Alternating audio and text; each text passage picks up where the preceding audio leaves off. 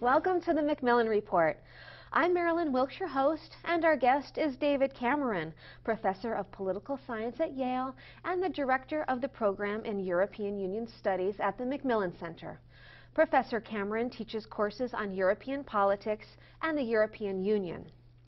Over the past several weeks, the European Union has been caught up in a crisis over the size of the budget deficit in Greece.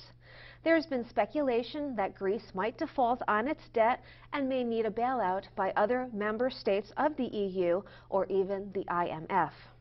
There's even been speculation that Greece might be forced to give up the euro and leave the Eurozone. Some think the crisis could spread to other countries in southern Europe, Spain, Portugal, Italy, that, like Greece, participate in the Eurozone but have large budget deficits and high levels of debt. Meanwhile, as we recently saw in Greece, there have been huge demonstrations and strikes protesting the government's efforts to reduce their deficits. Professor Cameron joins us today to discuss the current Eurozone crisis, why it has arisen, and what's likely to happen in the near future and the longer term. Welcome, Professor Cameron. Thanks, Marilyn. Why did this crisis arise? Well, this crisis arose for several reasons. A year ago, Greece projected a deficit of 5% of its GDP. There was an election in October, last October, and a new government came into office, and it reported that Greece's deficit figures were not correct, and in fact, the deficit would be, rather than 5%, about 13% of GDP. Wow. And they said that the previous government had falsified the figures. That added a strong sense of anxiety among those who hold the very large amount of debt that Greece has in the world, some 300 billion euros. So that's a real problem, that the deficit is so high in a country that has such a high debt. And the credibility issues. So those taken together really created a problem. Greece has to go into the markets repeatedly this year to raise money, about 55 billion euros. And investors are somewhat anxious and reluctant and concerned about whether Greece can pay back its debt and whether it might instead default or the EU might have to intervene. But those are some of the background features that have come into play in the last month or so. Okay, let's talk a little bit more about the deficit. Why is it such an important issue for Greece and the other countries that participate in the Eurozone? Okay, the Eurozone is the set of member states of the European Union that have locked their exchange rates, agreed to replace their national currencies with the euro, and have turned over monetary policy to the European Central Bank in Frankfurt. And one of the conditions of membership in the Eurozone, and one of the continuing conditions for member states that are in the Eurozone, is that they keep their deficit under 3% of GDP. Now, that's a completely arbitrary number. It was concocted about 20 years ago for reasons that are somewhat mysterious, but nevertheless, all the member states have been committed to that. Deficits over 3% of GDP are regarded as excessive. So we have Greece as a country which everyone thought had a deficit of 5%. It now turns out it's about 13%. So it has to bring its deficit down at a time when it's experiencing very low growth. In fact, this year the projections are negative growth. Its unemployment rate is already over 10%. But that's the essence of the problem, that they have a deficit that has to be reduced basically from 13% to 3%. Wow. Okay. So the new Greek government has said that it would reduce the deficit this year by 4 percentage points of GDP and bring it down to 3% of GDP by 2013. Do you think that is realistic?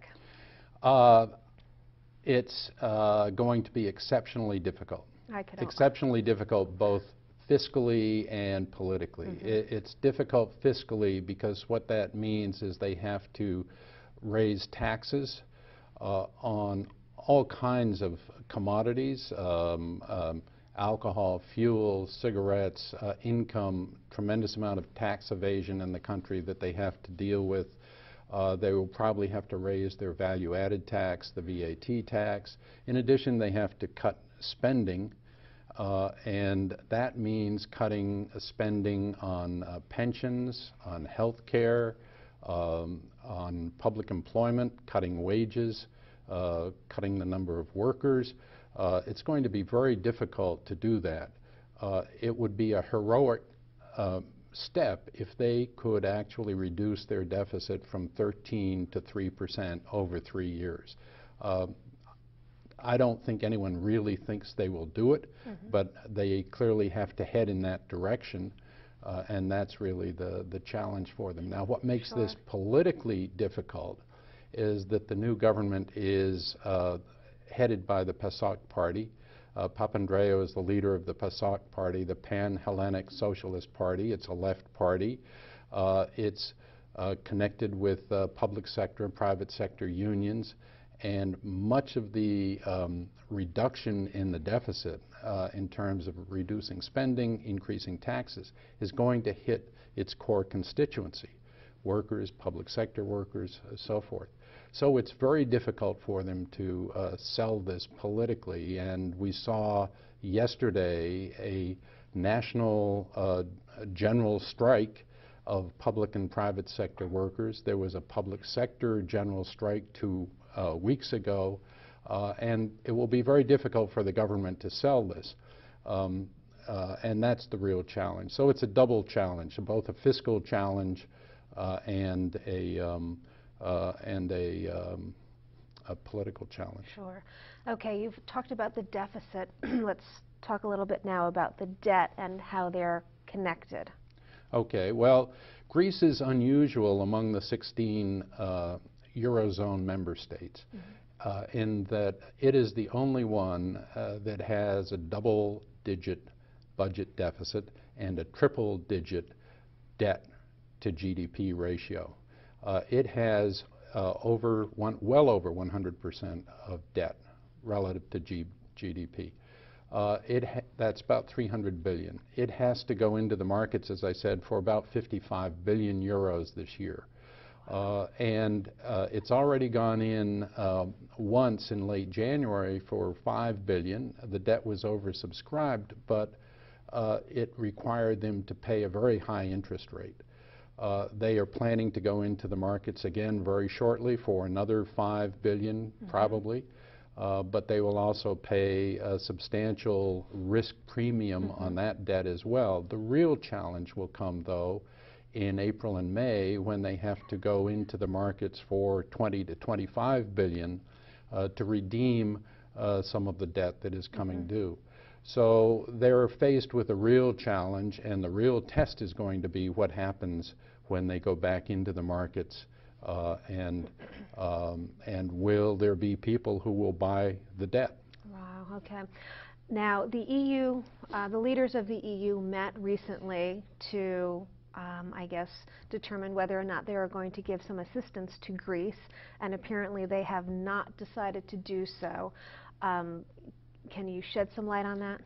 Yeah, there was a meeting 2 weeks ago of the European leaders, the heads of state and government. They're called the European Council. Okay. They met in Brussels 2 weeks ago to talk about a number of topics, but this, of course, took primacy on their agenda. And the real question was, what would the EU do in this situation, and would it provide any assistance to Greece? Now, there are a number of member states that felt that given the way this crisis arose because of falsified data and fiscal irresponsibility, it would be wrong for the EU to reward that kind of conduct. Sure. And what they really decided to do more than anything else, I think, is hold the Greek government's feet to the fire.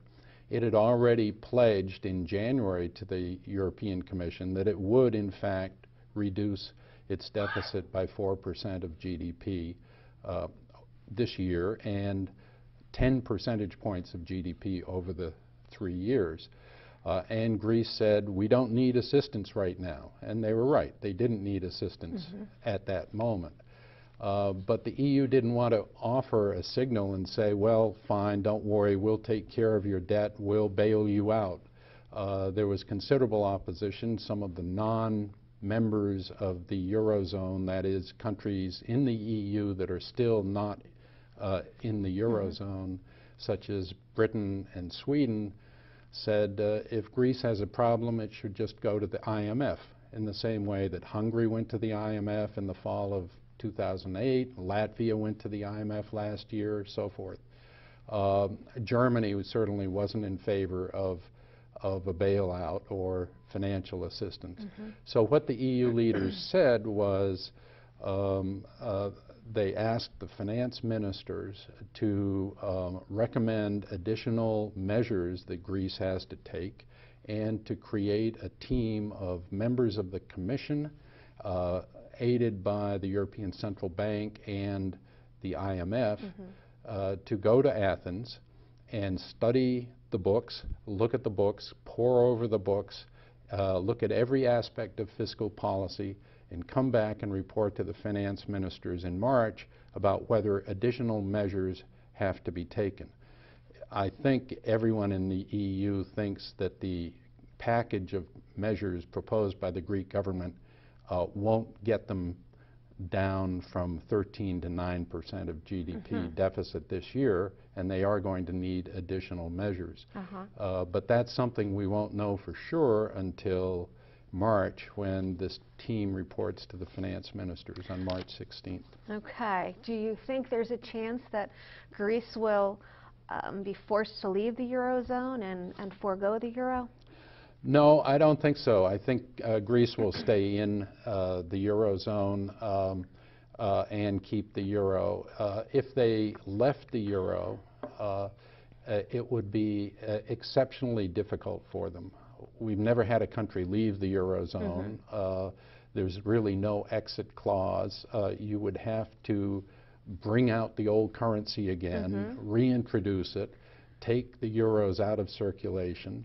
The drachma would be very substantially depreciated relative to what its implicit exchange rate value is now. And the debt denominated in euros would increase very substantially for Greeks, all those who owe euro-denominated debt. So there would be a large number of defaults, bankruptcies in Greece. It would be probably a full-scale economic catastrophe. Moreover, there's a very substantial amount of Greek debt that's held by French banks, about 75 billion, and German banks, about 50 billion. So they certainly don't have an interest in having the situation deteriorate. So I think they won't be bailed out. They won't break out in that sense. They might be assisted, and I think that's much more likely that the European Union will, perhaps on a voluntary basis, on a state-by-state voluntary basis, decide that there might be a good reason to step in and help Greece, perhaps by buying some of their bonds when they go into the market for this 20 to 25 billion, or having their banks buy some of the bonds and stand behind them with loan guarantees or other guarantees. I think that's what will happen. It'll be something, in other words, between going to the IMF and giving up the euro. Wow. What about the speculation about the other countries in Southern Europe and this crisis affecting them as well? What do you think will happen there? Well, that's been a big concern of the Europeans, of the EU, and a question that's looming over this. Greece is an important state, of course, but it's a relatively small state. But it's not the only state that has a problem. Portugal has a deficit of about 9% of GDP. Spain has a deficit of about 12% of GDP. They both have deficits that have to be brought down. It's very difficult to do that, obviously, especially when we're in a situation of serious economic, or you might say the aftermath of the economic crisis of last year. Spain, for example, has an unemployment rate of roughly 20% right now. Wow. It's very difficult politically for governments, and it turns out Spain and Portugal both have governments controlled by left parties. Very difficult for any government, but especially one with that's controlled by the left, to implement austerity programs at a time of where the countries really haven't begun to recover. That's politically very hard to sell. Sure. So they're facing this problem as well. Now the difference with Spain and Portugal is they don't have nearly as much debt as Greece relative to GDP. Their debt to GDP ratios are in the area of 60 to 80%, which is high, but it's not nearly in the triple-digit range that Greece is in. And they also don't have the credibility problem that Greece has. You know, one person said recently, there are lies, damned lies in Greek statistics. Spain and Portugal don't really have that problem, at least as far as we know. So there may be some speculative attacks on Portuguese and Spanish bonds, which might mean that they have to pay a high risk premium or an increasing risk premium. But I don't think they're going to face the same problem that Greece has. Greece is really the problem, and that's the problem that has to be solved from the point of view of the EU. And it looks like it should be a difficult problem to solve. Okay, if we step back and look at the big picture, does what happened suggest there are more fundamental and deep-seated problems in the EU's plan to create a single central bank? I think so. I think if you ask that of an economist would say what this crisis illustrates is that the Eurozone is not an optimal currency area. The countries are not sufficiently convergent in terms of their economic structures, the underlying structures, for them to really have a single currency. And that's correct. And it certainly will be correct when the other member states of the EU come into the Eurozone. This is a political construct. It's not an optimal currency area. It wasn't designed to be one. I think the more important problems, though, looking forward, are that the crisis suggests two serious problems in the EU. One involves a problem of competitiveness, and the other is the problem of coordination and ultimately economic government.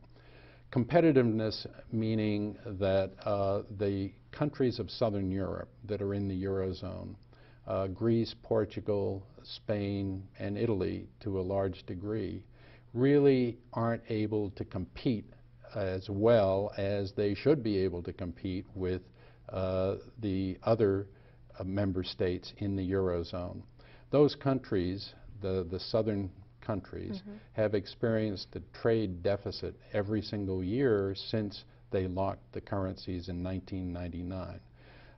They have not been able to sell as much in terms of exports, and they've been buying a lot more imports from the other member states of the EU. There are some deep problems in their economic structures, and the EU members, when they created EMU, glibly assumed that if the countries met certain statistical requirements, they would have a high degree of sustainable convergence. That clearly hasn't happened. There's a competitiveness problem that really reflects an underlying structural problem. The real question is, how do you deal with that competitiveness issue in a system in which there is no economic government? And one of the interesting things that has happened in this crisis is that more and more people are beginning to look at this old idea that came up in the mid-90s when Europe began to move toward EMU of an economic government. The French proposed this idea in a way to offset the control by the European Central Bank over monetary policy. They felt the finance ministers should be able to control fiscal policy and coordinate fiscal policy. Well, they have a Eurogroup that is the finance ministers of the member states that participate in the Eurozone, but the Eurogroup has no powers. It meets for dinner the night before the finance ministers meet every month, but other than that, it has no real power. And as we saw last year in the economic crisis, the EU was really not very able to coordinate its economic response to the crisis. Its response was, I think it would be generous to say, was feeble last year. Now, many people have looked at this crisis and said, given the fact that the EU is now sending a team that includes IMF advisors and ECB advisors to Greece to look at its books, go over fiscal policy, make recommendations for other additional measures that will have to be adopted, probably in order to get some assistance from the other member states, that in a sense the EU is taking one small step toward economic government. It's not clear exactly what economic government would mean, but it would probably mean basically exercising collective authority over the fiscal policies of the member states. And in that sense, this crisis may move Europe a small step toward economic government. But I should say, we just had completion of the negotiation and approval of the Lisbon Treaty, which took effect in December 1st last year. And no one in Europe, after the long process of trying to revise the institutions that ended up in the failed constitutional treaty and then the Lisbon Treaty, no one in Europe can imagine writing another treaty and going through that long, decade-long process in any time in the near future. So we're likely not really to get to economic government, but it is at least a vision that is it's back on the agenda as a possibility. Very good. Well, it'll be interesting to see how things unfold. It will be. Thanks very much for being here with us today. You're welcome. For more information about Professor Cameron and his work, please visit our website at yale.edu/Macmillan Report. Be sure to join us again for another episode of the Macmillan Report, made possible through funding from the Whitney and Betty Macmillan Center for International and Area Studies at Yale.